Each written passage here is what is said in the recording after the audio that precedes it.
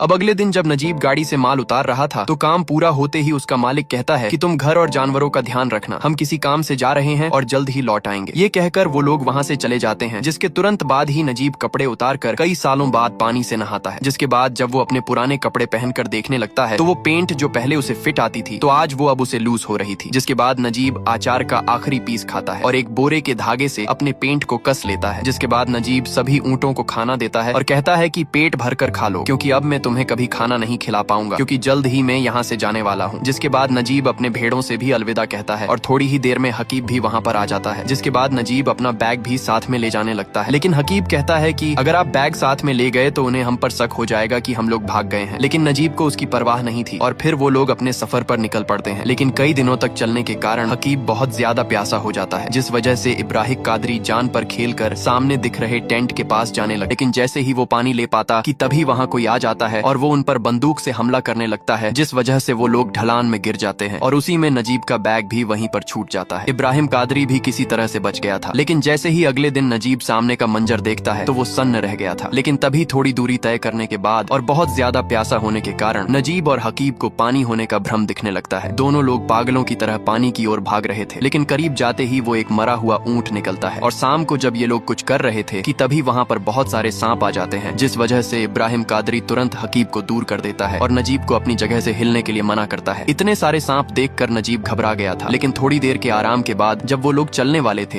कि तभी नजीब के पैरों में बहुत सारे छाले पड़ चुके थे, जिस वजह से वो चल भी नहीं सकता था। पर तभी इब्राहिम कादरी अपना कपड़ा फाड़कर नजीब के पैरों में बांध देता है और फिर वो लोग चलने लगते हैं। लेकिन अब पानी के बिना हकीब की धीरे धीरे हालत खराब होने लगती है, लेकिन फिर भी वो लोग आगे बढ़ रहे थे। हकीब बेहोश हो चुका था, जिस वजह से इब्राहिम कादरी उसे उठाकर चलने लगता है, लेकिन अब धीरे धीरे हकीब की भी शरीर जवाब दे रही थी। दोनों लोग चलने की हालत में बिल्कुल भी नहीं थे और तभी इब्राहिम कादरी को अपना पसीना हकीब को पिलाना पड़ता है। लेकिन फिर भी वो लोग किसी तरह से बस चलते ही जा रहे थे। लेकिन तभी अचानक हकीब को शहर दिखाई देने लगता है और वो बिल्कुल पागलों की तरह उसी तरफ भागने लगता है, पर साथ ही में वो रेत भी खाने लगता है। वो पानी के कारण पूरी तरह से पागल हो चुका था, लेकिन तभी उसे खून की उल्टी होने लगती है और थोड़ी ही देर में हकीब अपना दम तोड़ देता है। नजीब इब्राहिम कादरी से मदद मांग रहा, ये देखकर नजीब बहुत दुखी हो जाता है और इब्राहिम कादरी से हकीब की जान बचाने के लिए मदद मांगता है। लेकिन अब इब्राहिम कादरी को भी पता चल जाता है कि हकीब नहीं बच पाएगा। लेकिन तभी इब्राहिम को कुछ अजीब लगता है और जैसे ही वो सामने देखता है तो एक भयंकर रेतीला तूफान उन्हीं की ओर आ रहा था, जिस वजह से इब्राहिम नजीब को जबरदस्ती अपने साथ खींच कर ले जाने लगता है। लेकिन अभी भी नजीब हकीब के लिए रो रहा था, पर तभी इब्राहिम नजीब को ही उठाकर तेजी से भागने लगता है। लेकिन तभी वो लोग रेतीले तूफान के बीच फंस जाते हैं और उसका सामना करने लगते हैं। लेकिन अगले ही दिन रेतीला तूफान चला जाता है, लेकिन अभी भी नजीब हकीब की याद में सुन्न होता है। वो आगे बढ़ने के लिए तैयार ही नहीं था, लेकिन इब्राहिम के जोर देने पर वो लोग आगे बढ़ने लगते हैं। लेकिन तभी नजीब बेहोश होकर